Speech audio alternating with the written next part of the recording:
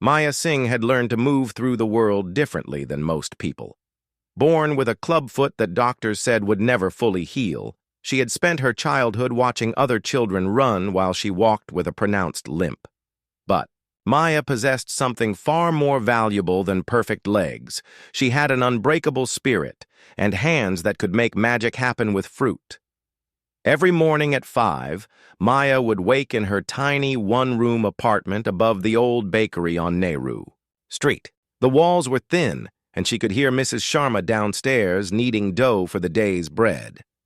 Maya's morning routine never changed. She would wash her face with cold water from the shared tap, braid her long black hair, and put on one of her 3 worn salwar suits. The blue one had a small tear near the shoulder that she had mended so many times the patch looked like deliberate embroidery. Her fruit cart waited for her in the narrow alley behind the building. It wasn't much to look at: old wooden wheels that squeaked when they rolled, faded paint, and a torn canvas cover. But Maya had transformed it into something beautiful. She had painted small flowers along the edges with leftover paint from a neighbor's wall renovation. Colorful cloth strips fluttered from the handles, catching the morning breeze like tiny flags of hope. The wholesale market opened at 6, and Maya always arrived early to get the best fruits at prices she could afford. She had developed relationships with the vendors over the years. Raman uncle would save his prettiest apples for her, knowing she would arrange them in ways that made people stop and stare. Priya auntie would slip extra mangoes into her basket when the season was good, understanding that Maya's success meant everyone benefited. Maya's real talent showed when she arranged her cart. While other vendors simply piled fruit into baskets, Maya created art. She understood colors, shapes, and how to make ordinary fruit look extraordinary. Her oranges formed perfect pyramids that caught the sunlight. Her grapes hung in clusters that looked like jewels. Even her humble bananas were arranged in graceful curves that drew customers from across the busy street. The corner where Maya set up her cart had been her spot for 3 years. It sat at the intersection of the business district and the residential area where office workers rushed past in the morning and housewives shopped in the afternoon. The location wasn't officially hers. No permits, no legal right to the space. But the other vendors respected her claim because Maya had something special that made everyone's day a little brighter. Children loved Maya's cart because she always had a smile and a small piece of fruit to share. Office workers appreciated her because she remembered their preferences. Mrs. Kumar liked her apples slightly unripe. Mr. Patel always bought exactly 6 bananas for his family's evening snacks. Maya spoke to everyone with the same warmth, whether they bought expensive imported grapes or just a single orange. But business was getting harder. The big supermarket that opened 6 months ago was pulling customers away from street vendors.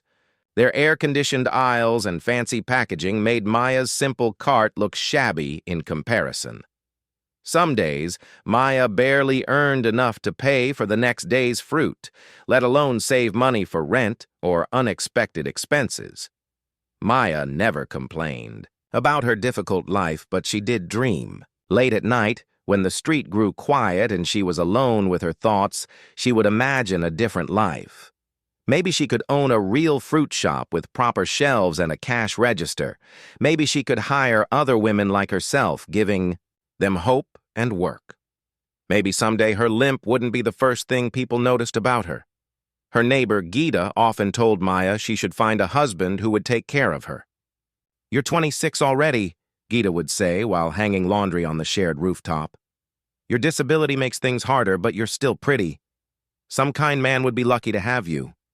Maya would smile and nod, but she had different ideas about her future. She had seen too many women disappear into marriages where they lost themselves completely. Maya wanted to build something with her own hands, something that belonged to her alone. Love could wait until she had proven to herself what she was capable of achieving. The morning routine continued regardless of Maya's dreams or fears. By 7:30, her cart was perfectly arranged and ready for customers. She would position herself beside it, weight shifted to her stronger leg, and begin the quiet work of calling out to potential buyers. Her voice was musical, turning the simple names of fruits into something that sounded almost like a song. Sweet mangoes, fresh apples, juicy oranges, she would call, but not too loudly. Maya had learned that desperation drove customers away. Instead, she let the beauty of her display do most of the talking. People were drawn to the care she took with everything, the way each fruit seemed to have been placed with intention and love. Maya's disability had taught her to notice details that others missed. She could tell when someone was having a bad day just by how they approached her cart. She knew which fruits were perfect for someone feeling sick, which ones would make a child smile, which ones showed love when given as gifts between married couples. This attention to others had made Maya popular in the neighborhood, but it had also made her vulnerable. She trusted too easily, believed too quickly in people's good intentions. More than once, customers had promised to return with money, and never came back. Maya learned to judge character quickly, but she never lost her faith in human goodness. As Maya arranged her fruit that particular morning, she had no idea that her life was about to change in ways she could never have imagined. The universe was preparing to send her someone who would see past her limp, past her simple clothes, past her modest circumstances, to the extraordinary woman underneath. Someone who would understand that true beauty came from strength, kindness, and the ability to create joy in the midst of struggle. The sun climbed higher. Morning customers began their daily routines, and Maya Singh smiled at her beautiful cart, ready to face another day with hope and determination. Arjun Malhotra's Bentley glided through the morning traffic like a shark cutting through water. The leather seats were climate-controlled, the windows tinted dark enough to hide the man inside who owned half the commercial buildings in the city. At 32, Arjun had everything money could buy, but lately, everything felt hollow and meaningless. His phone buzzed constantly against the polished wood console, stock reports, meeting requests, investment opportunities. Arjun's assistant had scheduled his day down to the minute as always. 9 o'clock board meeting, 10:30 conference call with London, lunch with potential Japanese investors. Every moment planned, every conversation calculated for maximum profit. The traffic jam that morning was unexpected. Construction work had blocked the main highway, forcing luxury cars and delivery trucks into the same narrow side streets. Arjun's driver Sharma apologized repeatedly as they crawled through neighborhoods that Arjun normally flew over in his private helicopter. "Sir, we can take the helicopter from the hotel helipad," Sharma suggested, watching the traffic stretch endlessly ahead. "No," Arjun said quietly, surprising himself. "Let's wait." Something about the forced slowness felt different. Through his tinted windows, Arjun could see a world he rarely noticed. Children walking to school, women hanging laundry on balconies, old men playing chess on wooden benches. Life happening at human speed instead of corporate velocity. Then, his phone rang with the tone reserved for family emergencies. His grandmother's voice, weak but determined, filled the car through the speakers. "Arjun Beta, I need to see you today, right now." Arjun's grandmother, Dadi, was the only person who could make demands of him. She had raised him after his parents died in a plane crash when he was 12. While lawyers and accountants managed his inheritance, Dadi made sure he remembered his humanity. "I'm stuck in traffic, Dadi. Can it wait until this evening?" "Traffic is God's way of making you slow down, Beta. Come see me now." The call ended abruptly, as Dadi's calls always did. She had never learned to say goodbye properly on the phone, treating it like shouting across a courtyard. Arjun smiled despite his frustration. His grandmother lived in the old family house in exactly this neighborhood, just a few blocks from where they sat trapped in traffic. "Change of plans, Sharma. Drop me at Dadi's house. Cancel the morning meetings." Sharma's eyes widened in the rear-view mirror. In 5 years of working for Arjun, He had never seen his boss change plans spontaneously. "Sir, the board meeting." "They can meet without me for once." 10 minutes later, Arjun stood outside the house where he had grown up. The three-story building looked tired compared to his modern penthouse, but it held memories that money couldn't buy. Dottie was waiting on the front steps, wrapped in a simple white cotton sari, looking exactly as she had when he was 12 years old and desperately needed someone to believe in him. "You look thin," she said, running her weathered hand along his expensive suit jacket. "And pale. When did you last eat food that wasn't served on a silver plate?" "Dottie, I eat well.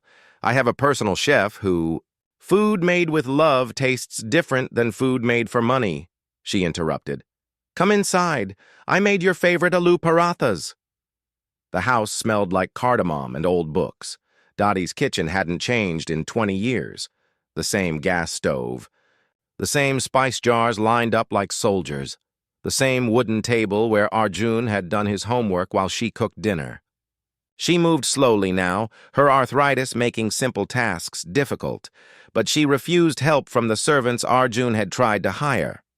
"Sit," she commanded, placing a plate in front of him, "and tell me why you look like a man who has forgotten how to be happy." Arjun bit into the paratha, and the familiar flavors transported him instantly to childhood. "I'm fine, Dottie. Business is good, health is good, everything is empty," she finished. "I can see it in your eyes, Beta. You have money, but no joy. Power, but no peace. When did you last do something just because it made you smile?" The question hung in the air between them. Arjun realized he couldn't remember the last time he had smiled from genuine happiness rather than polite business courtesy. His days were filled with victories that felt hollow. Successes that meant nothing beyond numbers on financial statements. "I work hard to honor Papa and Mama's memory," he said finally, "to build something they would be proud of."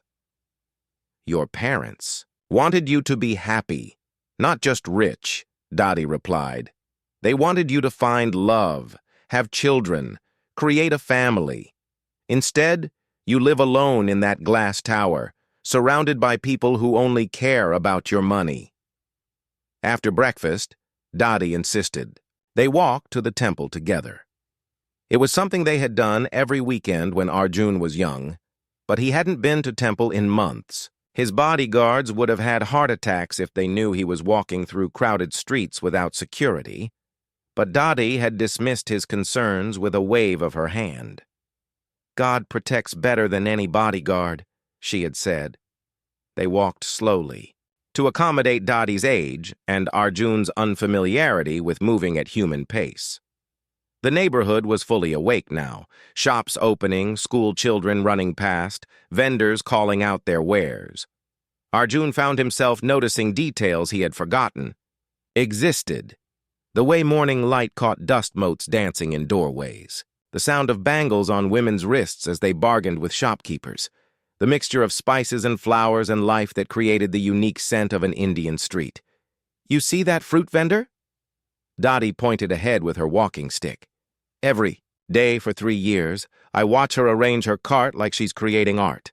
Such dedication, such pride in her work. And she always has a smile for everyone, rich or poor." Arjun followed his grandmother's gaze and saw an unusual fruit cart at the corner intersection. Unlike the other vendors whose displays looked haphazard, this one was arranged with obvious care and artistic skill. The woman behind it was young, wearing a simple blue salwar suit that had been mended and washed so many times it looked soft as silk. What struck Arjun most was her face. She was beautiful, but not in the polished way of the women who attended his social events.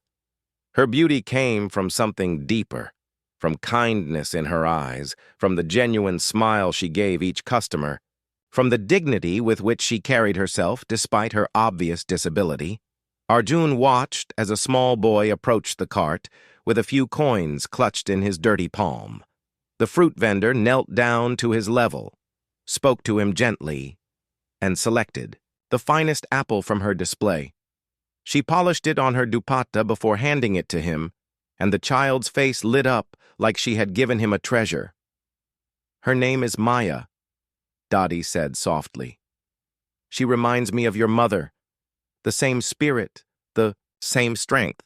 Something stirred in Arjun's chest as he watched Maya serve her customers with such grace and attention. In his world, every interaction was calculated, every relationship measured by potential profit or loss. But here was a woman who treated a child with a few coins the same way she treated the well-dressed office worker buying expensive grapes. "Come." Dottie tugged his arm. "Let's buy some fruit. I want you to meet her."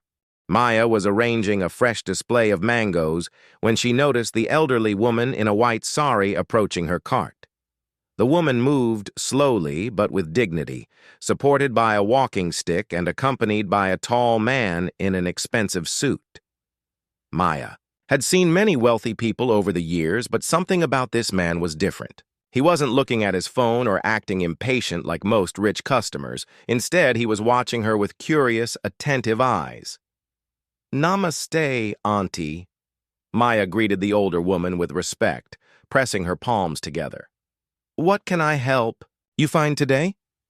"We need mangoes for a special puja," the woman replied, her voice warm and kind. "But they must be perfect. No spots, no bruises. Can you help us choose?" Maya's eyes lit up. She loved customers who understood that fruit selection was an art form. "Of course, Auntie. Let me show you the best ones." Maya moved around her cart with practiced grace, her slight limp barely noticeable as she focused on her work. She examined each mango carefully, pressing gently to test ripeness, holding them up to check for blemishes in the sunlight. Her hands moved with the confidence of someone who truly understood her craft. "This one," she said, selecting a beautiful golden mango, "is perfect for offering to God. See how the skin glows? And the fragrance." She held it closer to the older woman. "It smells like heaven." Arjun watched in fascination as Maya continued selecting fruit. She explained the differences between varieties, shared tips for keeping them fresh, and treated each mango like it was precious. Her passion for her work was infectious. Even Dottie was smiling more broadly than she had in weeks. "You have real knowledge about fruit," Arjun found himself saying. "Where did you learn so much?" Maya looked up at him, surprised that such a well-dressed man was asking her opinion seriously. Most wealthy customers either ignored her completely or spoke to her like she was invisible. "My father had a fruit business when I was small," Maya replied. "Before he got sick, he taught me everything: how to choose the best fruit from farmers, how to store different varieties, how to tell when something is perfectly ripe. He said fruit was God's gift to make people healthy and happy." "What happened to your father's business?" Dottie asked gently. Maya's face grew sad for a moment. He had diabetes but couldn't afford proper treatment. The business had to be sold to pay for his medicines. After he died, I started this cart to continue what he taught me. Arjun felt something twist in his chest. Here was a woman who had lost everything, but still spoke about her father with love instead of bitterness. She had taken tragedy and transformed it into purpose. Meanwhile, Arjun had inherited more money than most people could spend in 10 lifetimes, and he spent his days feeling empty and disconnected. "How much for all these beautiful mangoes?" Dottie asked. Maya calculated carefully. Her price is fair but not cheap. Quality fruit required quality prices. But as she was putting the mangoes in a bag, she slipped an extra one inside. "This one is a gift," she said, "because you appreciate good fruit and because your grandson has kind eyes." Arjun was startled. "How did you know he was my grandson?" Maya smiled. "You have the same nose, and he watches you with love. Also, rich people usually don't walk with their grandmothers to buy fruit unless there's real affection." Dottie laughed delightedly. "This girl is not only beautiful but wise. What's your name, Beta?" "Maya Singh, Auntie," I'm Mrs. Malhotra, and this is my grandson Arjun. We live just a few blocks from here." As Dottie and Maya continued talking, Arjun found himself studying Maya more closely. Her clothes were simple but perfectly clean and pressed. Her hair was braided with small jasmine flowers that probably cost almost nothing but added elegance to her appearance. Everything about her spoke of someone who took pride in herself despite difficult circumstances. A customer interrupted their conversation, a harried office worker who wanted fruit quickly. Maya immediately shifted her attention, helping the man select his purchases with efficiency and courtesy. Arjun noticed how she remembered exactly what this customer preferred from previous visits. "Your regular mix today, Uncle?" "2 apples, 4 bananas, 1 orange." The man smiled, clearly pleased to be remembered. "You know me too well, Maya." "Yes, perfect." After he left, Maya turned back to her conversation with Dottie, but another customer appeared, then another. Each interaction was smooth and pleasant.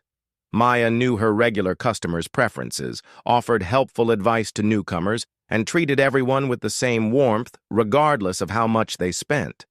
Arjun realized he was witnessing something rare, someone who genuinely loved their work and found meaning in serving others. In his corporate world, most people were motivated by fear, greed, or ambition. Maya seemed motivated by something much purer, the simple satisfaction of doing her job well and making people happy. "Maya," Dottie said during a quiet moment, "do you live nearby?" "Just upstairs from here, Auntie, above the bakery. It's small, but it's home." "And your family?" Maya's smile became more guarded. "Just me now. My mother remarried and moved to her husband's village after Papa died. We don't speak much anymore." Arjun heard the loneliness beneath Maya's matter-of-fact tone. She was completely alone in the world, supporting herself through sheer determination and skill. Yet she radiated more contentment than most people he knew who had everything. "Do you ever take breaks?" Arjun asked. "Days off to rest or enjoy yourself?" Maya looked puzzled by the question. "When I don't work, I don't earn. When I don't earn, I can't eat or pay rent. But I don't mind. I like being here, meeting people, seeing the neighborhood change throughout the day." A horn honked nearby. Sharma with the Bentley, probably frantic about Arjun's missed meetings. Arjun ignored it completely, something that would have been impossible an hour earlier. "We should go," Dottie said, noticing the car. "But Maya, I hope. We'll see you again soon.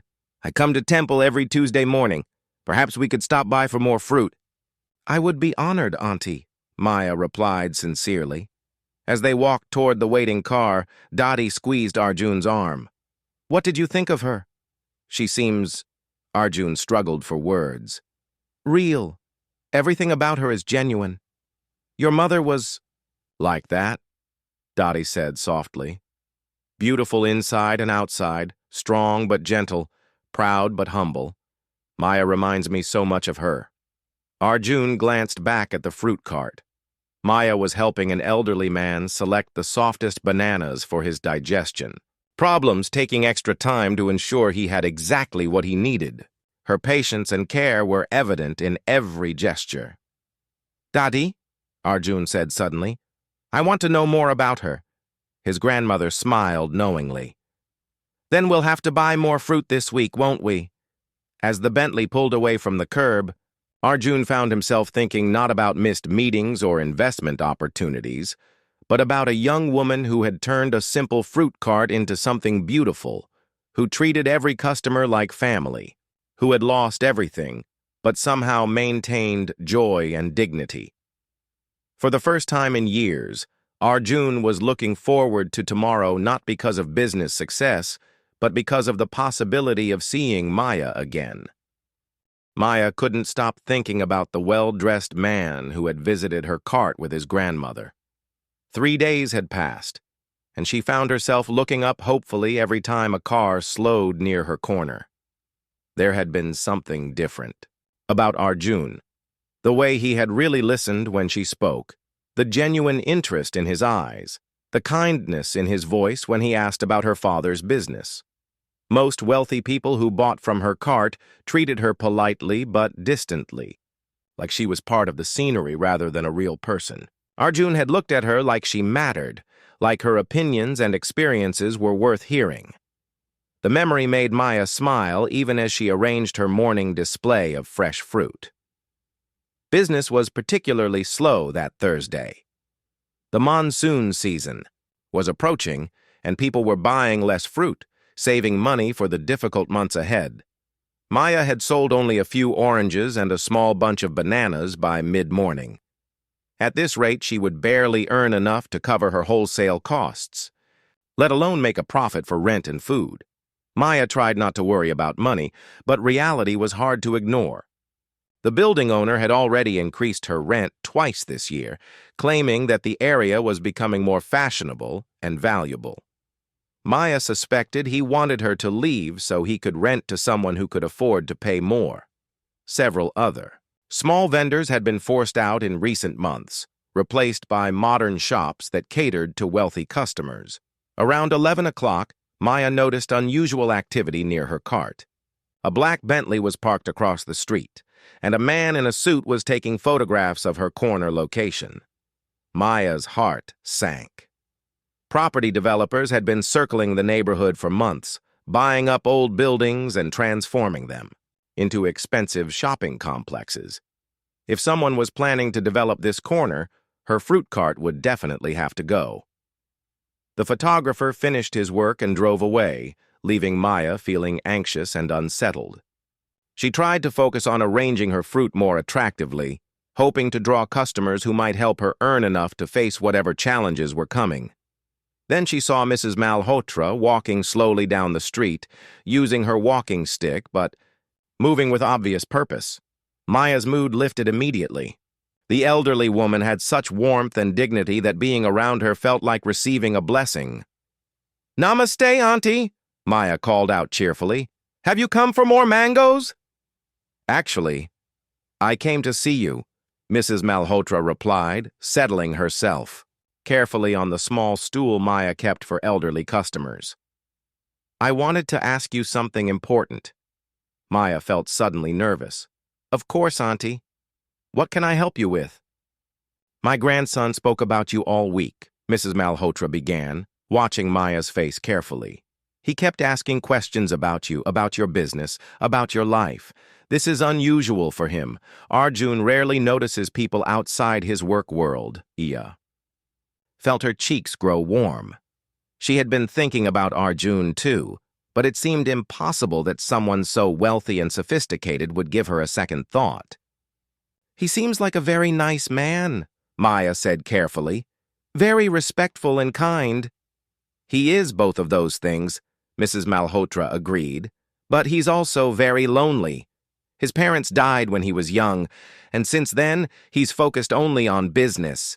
He has money and success, but no real happiness, no personal connections that mean anything." Maya listened quietly, unsure where this conversation was leading, but touched that Mrs. Malhotra was sharing such personal information. "I think," Mrs. Malhotra continued, "that meeting you reminded him there are different ways to live, different definitions of success. You have so little compared to him, yet you seem more content and peaceful than he has ever been." Before Maya could respond, she heard the sound of an expensive car pulling up nearby. The same Bentley from earlier was parking across the street, but this time Arjun stepped out instead of the photographer. Maya's heart began beating faster as she watched him cross the busy street, moving carefully through the traffic. He looked different today, less formal somehow. Instead of a business suit, he wore simple khaki pants and a white cotton shirt. The clothes were still obviously expensive, but they made him seem more approachable, more human. "Dottie," he said, reaching his grandmother, "you didn't tell me you were coming here today." "You were in meetings all morning," Mrs. Malhotra replied innocently. "I decided to visit my friend Maya." Maya felt a warm glow at being called Mrs. Malhotra's friend. In her lonely life, Friendship was a precious gift. That she treasured. "Hello again," Arjun said to Maya, and his smile seemed genuinely pleased to see her. "How has business been?" Maya hesitated, not wanting to complain but also not wanting to lie. "Slower than usual," she admitted. "People are preparing for monsoon season, saving money for necessities." Arjun nodded thoughtfully. He had noticed that Maya's fruit display, while still beautiful, was smaller than it had been earlier in the week. As someone who understood business, he recognized the signs of financial pressure. "What happens to street vendors during heavy rains?" he asked. "We manage as best we can," Maya replied. "I have a tarp to cover the cart, and on really bad days, I can set up under the awning of the closed shop next door. The owner is kind. He doesn't charge me for using the space." Arjun looked around the corner location with new eyes. Maya had built her entire livelihood around this small space, depending on the weather, the kindness of property owners, and the daily decisions of customers. Her business was completely vulnerable, without any of the security or protection his corporate empire enjoyed. "Maya," he said suddenly, "I have an idea. What if I helped you expand your business?" Maya stared at him in confusion. "What do you mean, sir?" "Not sir," Arjun corrected gently. "Just Arjun. And I mean, what if you had a proper shop? A place where you could sell fruit in any weather, with refrigeration to keep things fresh? Maybe even room to sell other items?" Maya's eyes widened, but then she shook her head sadly. "That's a beautiful dream, but impossible. Shop rents in good locations cost more than I make in 6 months, and I could never afford refrigerators and proper equipment." "What if someone invested in your business?" Arjun pressed. "Someone who believed in your talent and wanted to help you succeed?" Maya looked uncomfortable, glancing between Arjun and his grandmother. "I don't understand. Why would anyone invest in a fruit seller with a disability? What could I possibly offer in return?" The question revealed so much about how Maya saw herself, talented and hardworking, but convinced that her physical limitation made her a poor business risk. Arjun realized that helping Maya would require not just money, but helping her believe in her own worth. "You offer something rare," Arjun said seriously. "You understand customer service better than people who studied it in business school. You know fruit better than experts with degrees. You turn a simple transaction into a pleasant experience that makes people want to return. Those skills are incredibly valuable." Mrs. Malhotra watched this conversation with growing satisfaction.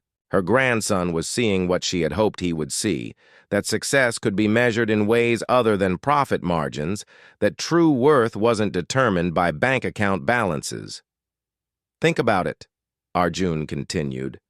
"Don't give me an answer. Now, just consider the possibility that you deserve more than just surviving day to day." As he prepared to leave with his grandmother, Arjun made a decision that surprised even him. "Maya, would you like to have dinner with Dottie and me tomorrow? At our house? Just as friends, to talk more about possibilities for your future."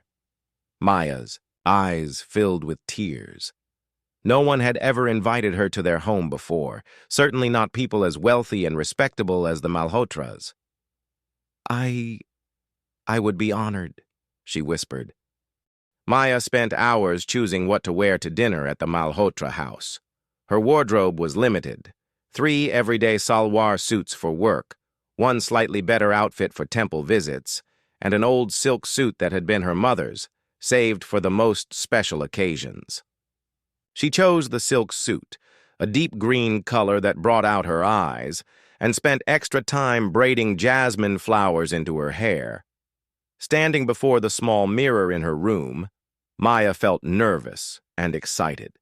She had never been inside a wealthy person's home, never been invited anywhere as a guest rather than a vendor. The Malhotra's kindness seemed almost too good to be true, yet Mrs. Malhotra's warmth had felt completely genuine. The address led Maya to a beautiful 3-story house, with a garden full of flowering trees. The building was old but well-maintained, with traditional architecture that spoke of family history and roots that went deep. Maya knocked softly at the heavy wooden door, her heart racing. Mrs. Malhotra opened the door herself, wearing a simple cotton sari and welcoming smile. "Maya Beta, you look lovely. Come in, come in." The house was elegant but comfortable, filled with family photographs, books, and furniture that had been chosen for living rather than impressing guests. Maya noticed fresh flowers in every room, classical music playing softly, and the wonderful smell of home-cooked food. "Arjun is in the kitchen," Mrs. Malhotra said with amusement. "He insisted on cooking tonight. I haven't seen him cook anything in years, but he wanted everything to be perfect for you." Maya was touched and surprised. In her experience, wealthy men didn't cook for guests. The gesture felt personal and caring in a way that expensive restaurants could never match.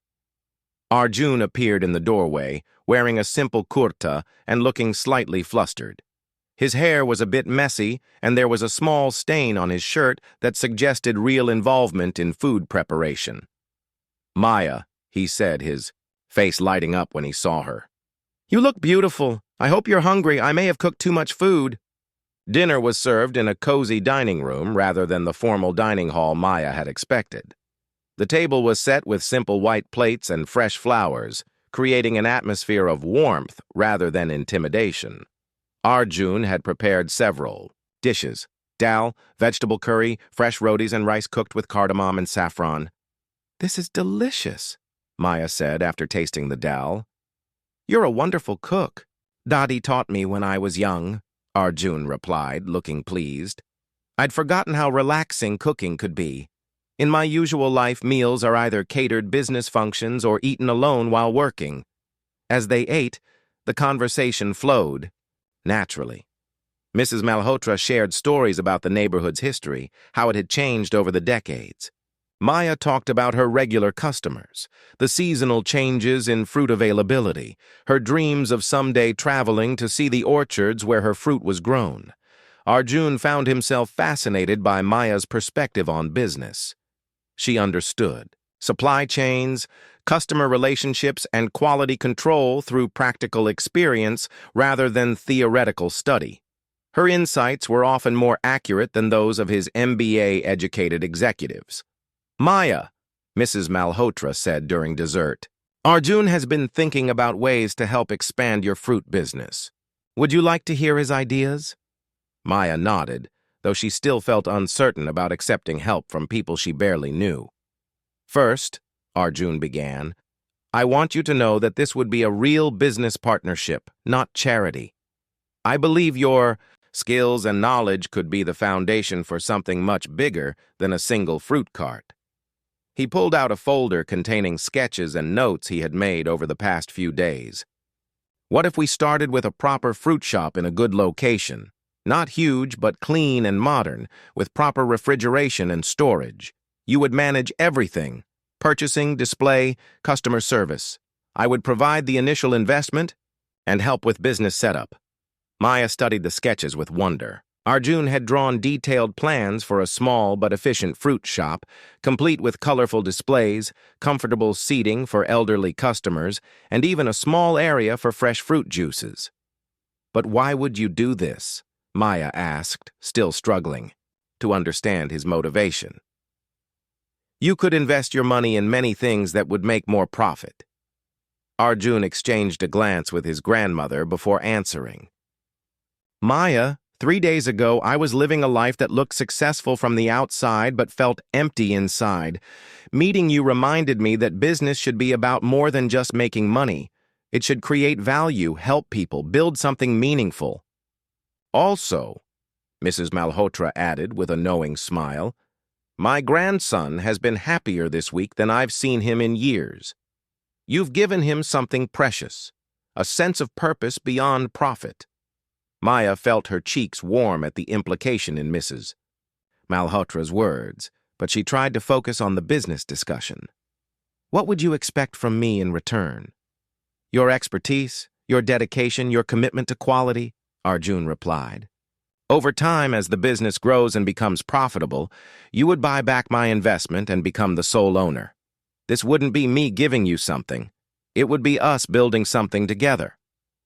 The conversation continued late into the evening. Maya asked detailed questions about costs, timelines, and logistics. Her practical knowledge impressed Arjun, while his business experience helped her see possibilities she had never imagined. As the night progressed, Maya began to believe that this dream might actually be possible. More importantly, she began to see Arjun not as a wealthy benefactor doing charity, but as someone who genuinely respected her abilities and wanted to be her partner.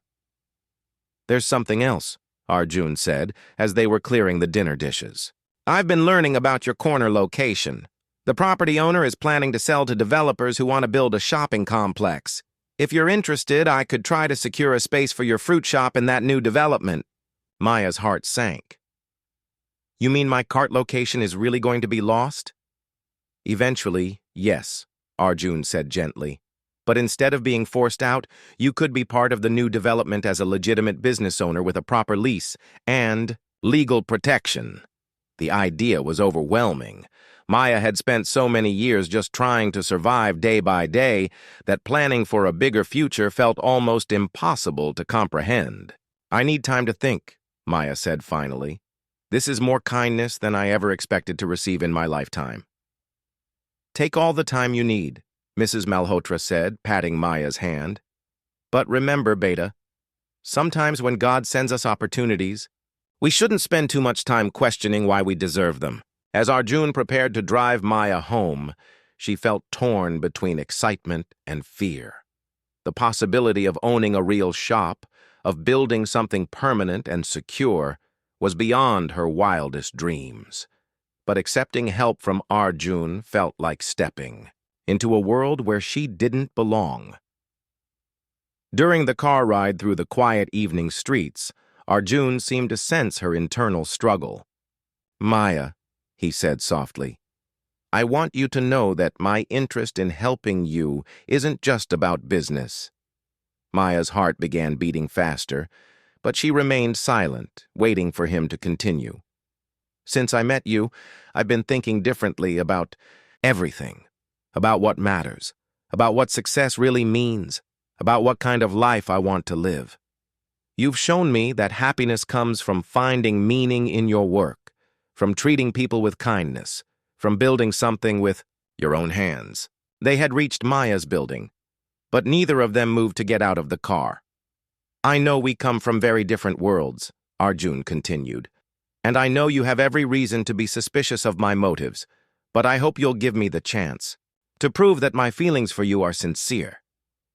Maya turned to look at him directly for the first time during the ride. In the dim light from the street lamps, she could see vulnerability in his eyes that matched her own. "Arjun," she said quietly, "I've been alone for so long that I'd almost forgotten what it felt like to have someone care about my dreams. Whether or not we do business together, you've already given me something precious. You've made me believe that I deserve more than just surviving." As Maya walked up the narrow stairs to her small apartment, she carried with her not just the memory of a wonderful evening, but the first real hope she had felt in years. Tomorrow, she would have to make decisions that could change her entire life. Tonight, she would allow herself to dream about possibilities she had never dared imagine. Maya woke before dawn, but for the first time in years, it wasn't worry about money that kept her from sleeping. Her mind was spinning with possibilities, dreams, and the memory of Arjun's gentle words in the car. She had made her decision during the long, thoughtful hours of the night, and now she felt both terrified and exhilarated. At her fruit cart that morning, Maya worked with extra care, knowing it might be one of her last days in this familiar spot. Each regular customer who stopped by received her full attention, as if she was trying to memorize their faces and conversations. Mrs. Kumar bought her usual slightly unripe apples. Mr. Patel selected his daily 6 bananas. The little boy with the bright smile chose a perfect orange with his pocket money. Around mid-morning, Arjun appeared at her cart, looking anxious and hopeful. Maya's heart jumped at the sight of him, and she realized that somewhere in the past, weak, her feelings had grown far beyond gratitude or friendship. "I've been thinking all night about your offer," Maya said before he could speak. "I want to say yes, but I have conditions." Arjun's face lit up with relief and joy. "Whatever you need. First, this has to be a real partnership. I won't accept charity, even from someone I care about. I want to sign proper contracts, pay back your investment with interest, and earn my ownership of the business." "Agreed," Arjun said immediately. "What else?" "Second, I want to keep serving my regular customers. Whatever new shop we create, it has to welcome everyone. The office workers who can afford expensive fruit, but also the children with a few coins and the elderly people who need someone to talk to while they shop." Arjun smiled. "That's exactly the kind of business I want to be part of." "Third," Maya took a deep breath, "I need to know that your feelings for me aren't connected to this business offer. I couldn't bear to discover later that your interest in me was just part of some rescue fantasy." Arjun stepped closer to her cart, his eyes serious and honest. "Maya, my feelings for you have nothing to do with business and everything to do with the fact that you're the most genuine, brave, and beautiful woman I've ever met. Whether you accept my business partnership or not, I want to be part of your life." Before Maya could respond, Mrs. Malhotra appeared beside them, moving faster than Maya had seen her move before. "Don't mind me," she said breathlessly, "but I couldn't wait at home any longer. Have you two figured out that you're falling in love with each other?" Maya and Arjun looked at each other and began laughing, the kind of relieved, joyful laughter that comes when someone says aloud what everyone has been thinking. "Dadi," Arjun said, shaking his head, "you have perfect timing as always." "At my age, I don't have time for subtlety," Mrs. Malhotra replied. "Maya beta, this boy has been like a different person since he met you, and you've been glowing every time his name is mentioned. Why waste time pretending otherwise?" Over the following weeks, Maya's life transformed in ways she could never have imagined. The business partnership moved forward quickly, with lawyers, drawing up contracts that protected both Maya's interests and Arjun's investment. They found a perfect location for the new fruit shop, a corner space in the redeveloped area, large enough for Maya's vision, but intimate enough to maintain the personal service she valued. Maya threw herself into planning every detail of the shop. She researched the best suppliers, designed displays that would show fruit at its most beautiful, and created a layout that would be comfortable for customers of all ages and abilities. Arjun contributed business expertise and financial resources, but he was careful to let Maya make all the creative and operational decisions. The personal relationship between Maya and Arjun developed more slowly, built on genuine friendship and mutual respect. They spent evenings walking through the neighborhood, with Maya showing Arjun hidden corners and introducing him to people he had never noticed, despite living nearby his entire life.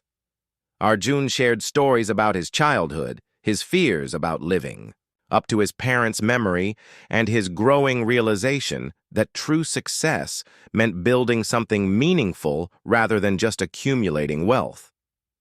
3 months after their first meeting, Maya's new fruit shop opened with a celebration that brought together her old customers and Arjun's family and friends. The shop was beautiful, bright and clean, with colorful displays that showcased fruit like artwork. Maya had insisted on keeping a small area with simple wooden crates reminiscent of her old cart for customers who preferred a more traditional shopping experience. Mrs. Malhotra cut the ribbon to officially open Maya's fresh fruits, and the elderly woman's eyes filled with tears of pride and joy. "This is what your parents would have wanted," she whispered to Arjun. "Not just success, but using your gifts to help others achieve their dreams." The shop was immediately successful. Maya's reputation for quality and service brought her regular customers, while the modern location attracted new ones. She hired 2 other women, both facing their own challenges and needing opportunities, and trained them in her methods of customer care and fruit selection. 6 months later, on a quiet Sunday evening, Arjun and Maya sat on the roof of his grandmother's house, watching the sunset paint the sky in shades of orange and pink. Maya's shop was thriving. She had paid back a significant portion of Arjun's investment, and their relationship had deepened into something both beautiful and unshakable. "Do you ever miss your old life?" Maya asked, referring to Arjun's gradual shift away from high-pressure corporate dealings toward more meaningful business ventures. "Never," Arjun replied, taking her hand in his. "That life was about accumulating things. This life is about building relationships, creating value, being part of something bigger than myself. I have something to tell you," Maya said, her voice suddenly nervous but excited. Arjun turned to face her completely, sensing the importance of whatever she was about to share. "I've been offered a contract to supply fruit to 3 major hotels in the city. It would mean expanding the business, hiring more people, maybe opening a second location." "Maya, that's wonderful," Arjun exclaimed. "You've built something amazing." "I couldn't have done any of it without you believing in me," Maya said softly. "You gave me more than money or business advice. You gave me confidence in myself, faith in my abilities, and love that sees past all my limitations." "The only thing I gave you was an opportunity," Arjun replied. "Everything else, the success, the growth, the joy, that all came from inside you. You just needed someone to help you see what was already there." As stars began appearing in the darkening sky, Maya and Arjun talked about their future plans. The conversation included business strategies and personal dreams, family hopes and individual goals, all woven together into a shared vision of life built on love, respect, and mutual support. Maya thought about the young woman who had arranged fruit on a simple cart just months earlier, believing that survival was the best she could hope for. That woman could never have imagined sitting here now. Successful business owner, beloved daughter-in-law to Mrs. Malhotra, and cherished partner to a man who saw her strength rather than her disability, her potential rather than her limitations. The fruit seller with a disability had not only captured a handsome billionaire's heart, she had transformed his understanding of what made life worth living, while he had helped her transform her dreams into reality. Together, they had created something more beautiful and lasting than either could have built alone.